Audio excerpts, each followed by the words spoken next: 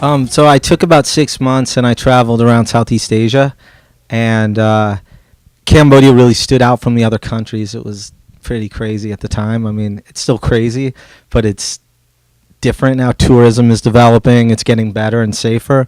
But at the time, the Pol Pot was still alive, and the Khmer Rouge still had a presence there. So it was a little bit scarier. You couldn't really take the train around, and it was felt like a lawless society. So it was kind of like, for me, it was very memorable. It really stood out from traveling in Vietnam and Thailand, and I happened to come across some really cool music, which was the first time I heard it was after visiting Siem Reap in the ruins, and then coming back, we took the truck back. We took a riverboat up, which was an incredible journey, and then you take this truck back, and at the time all the bridges were blown up, and I'm in the back of this truck with 20 villagers, completely crunched, and then they pull into the next town and 15 more get in, and it was just we're going over these blown up bridges that there's a telephone pole for one tire to line up and a 2x4, a couple 2x4s, and we're just it was very risky.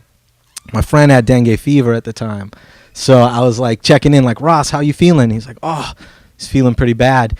And the guy was listening to this really cool cassette tape over and over again. It was about an 8-hour drive, and I was just at the end of them all, wrote down the names: Sinsisimuth, Rosary Sotia, and Penron, and I went to the markets there and I bought some cassette tapes. But that was the first time I heard the music, so that's kind of why the band's called Dengue Fever.